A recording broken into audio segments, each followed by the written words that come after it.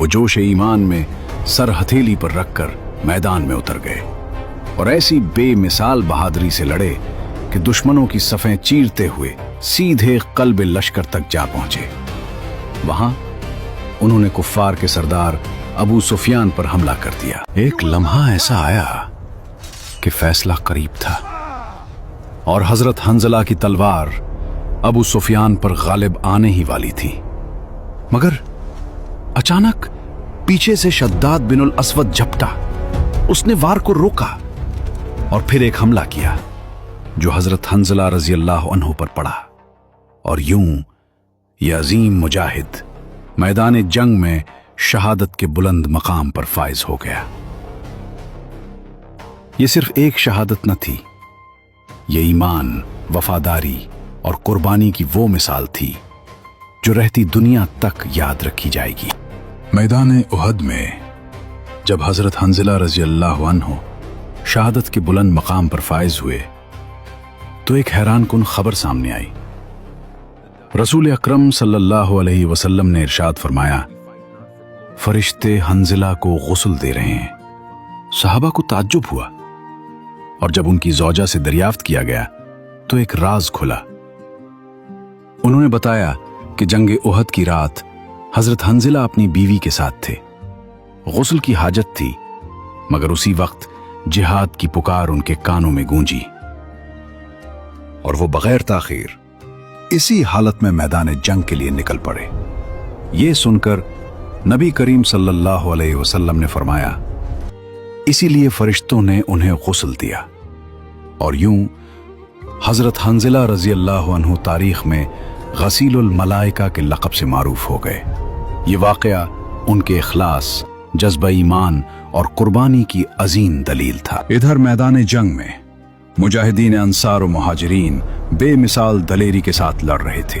हर तरफ तलवारों की चमक और तकबीर की सदाएं गूंज रही थी। हजरत अली रजी अल्लाह अन्हु, हजरत अबू दुजाना रजी अल्लाह अन्हु और हजरत साद बिन अबी वकास रजी अल्लाह अन्हु अपने मुजाहिदाना हमलों से कुफ्फार की कमर तोड़ रहे थे। दुश्मन के अलमबरदार एक एक करके गिरते जा रहे थे। उस्मान, अबू सईद, मुसाफिर और तलहा बिन अबी तलहा सब मैदान में ढेर हो गए। अब कुफ्फार के कदम उखड़ चुके थे।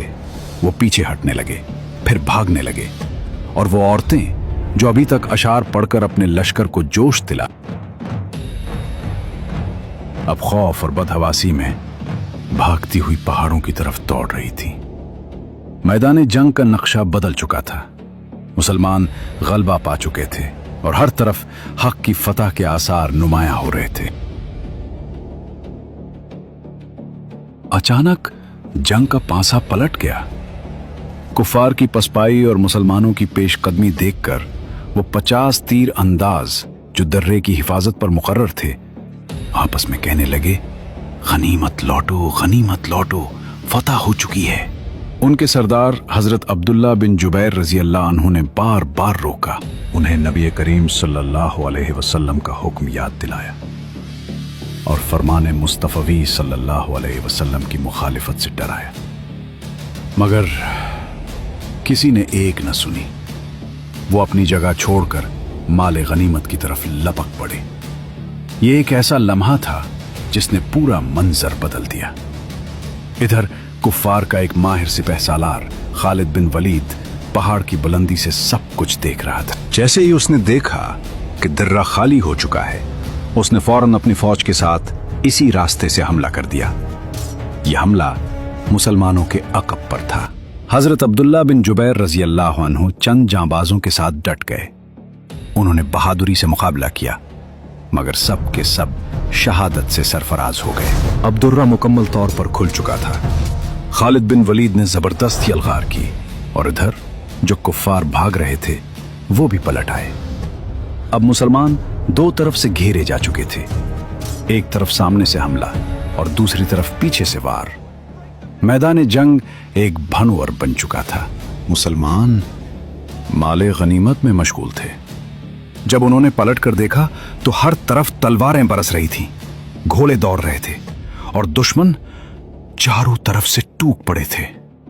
मुसलमानों का लश्कर चक्की के दो पाटों के दरमियान आ गया। हर तरफ बदहवासी फैल गई, ऐसी अबतरी कि अपने और पराये की पहचान भी न रही। और अफसोस कि इस हंगामे में मुसलमानों की तलवारें मुसलमानों ही पर उठने लगे। यहां तक कि हजरत हुज़ैफा रजी अल्लाह अन्हु के वालिद हजरत यमान रजी अल्लाह अन्हु अपने ही साथियों की तलवार से शहीद हो गए।